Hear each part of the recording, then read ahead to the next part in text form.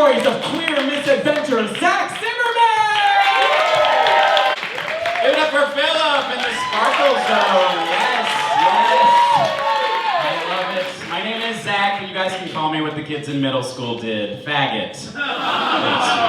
They were bullies and prophets. They knew before I did. I know how to take an insult, though. I walked into a gay bar recently, and the guy yelled at me, "Nice Nazi youth haircut." To which I responded, "Youth?" It's the nicest thing anyone's ever said to me. I'm from the South, which means two things. When you're from the South, you love ranch dressing, and your parents are racist. Sorry, they're not racist, they just didn't like Obama and can't quite put their finger on why.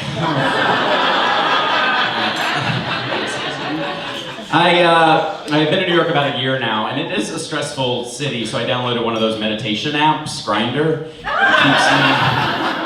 Keeps me grounded. Any Grindr users in the audience right now? Yes. No, or maybe, I'm so sorry. Yes. I will see you on the apps later. Grindr to me is like a sex video game where you've got coins that are blowjobs. And instead of extra lives, you just get the gradual decay of your physical form until you're abandoned by the community you helped build. That doesn't fit in the App Store. Actual conversation from Grindr, proving that it brings out the worst in people. Hey, how hungry's your hole? I noticed you're from the South too. When I arrive, I require 3 bottoms minimum, lined up like pigs at the trough. Block. And those are just some of the things I said on Grindr, so it really does bring out the worst in people.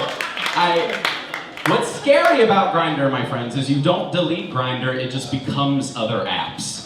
So now I receive unsolicited butthole videos on Facebook Messenger. Like, that's how I get these. Has anyone ever gotten a butthole video before? Okay, we have.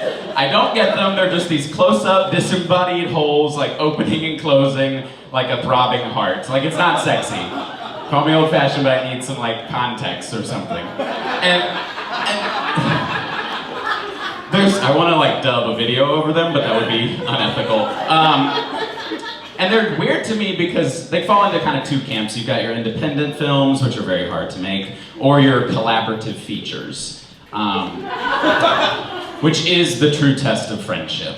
Like, not will you like be there when my cat dies or come to my improv shows, but are you going to come over at Saturday at 2 o'clock when the lighting is just right? Take my phone, because the file's going to be too big to transfer, and become the director of cinematography on my butthole video shoot. Like, that is friendship. That's real, raw, true friendship.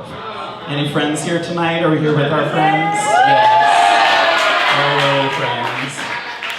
Let's play a game. Do you want to play a game? Yeah. Okay, great. It's called Unexpected First Date. Hi, I'm Zach. Hi, I'm Josh. Josh, nice to meet you. How many siblings do you have, Josh? I have 1 sibling. You have 1 sibling, that's amazing. Are you older or younger? I'm older. Awesome. Josh, do you find me sexually attractive? Yeah.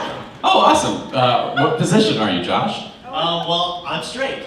Thanks for playing, Josh. It's a really great game. You didn't win, but your consolation prize is me flirting with you later, so that's gonna happen. Okay. I thought I had better gaydar, but I don't. He's at a table with a lady. His wife. Oh, I didn't look at the ring. Okay, she is sitting 1, 2, 3 people away from you, Josh. We got the 1-arm rule. Let's go. How long have you been together? A long time. Almost 10 years. 10 years, okay. You know, the 10th anniversary gift is a man. It's a man.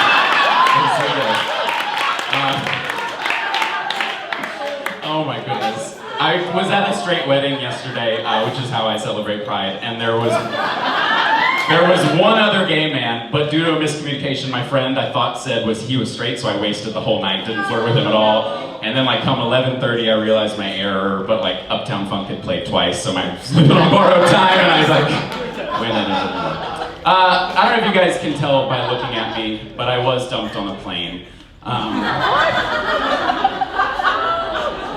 was told I no longer love you while federal regulation required me to stay strapped next to that person. Dumped on a plane, It's like the sequel to Snakes on a Plane, except I got dumped on a plane. I'll paint the scene for you a bit.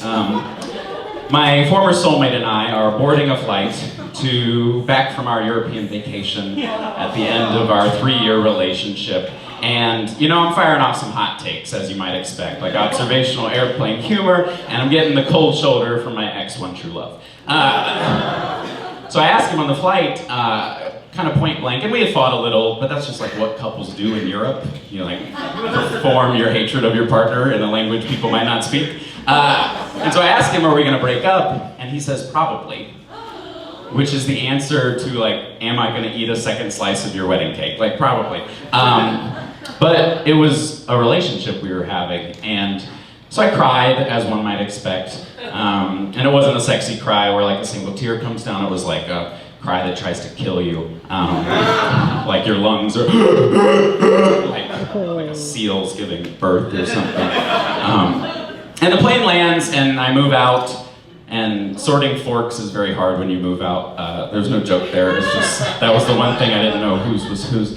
And I moved to New York, and I'm here with you guys now, which is the silver lining. And on reflection, there are perks to being dumped on a plane, and I want to leave you guys with those. It wasn't an entirely negative experience. I was trapped, but he was also trapped. And we had an 8-hour transatlantic timeout to work out some things. Also, the place I was dumped hasn't been ruined, because it's just this spot over the Atlantic that I can't get back to, and that's better than getting dumped at Denny's or Starbucks, 2 of my favorite brands.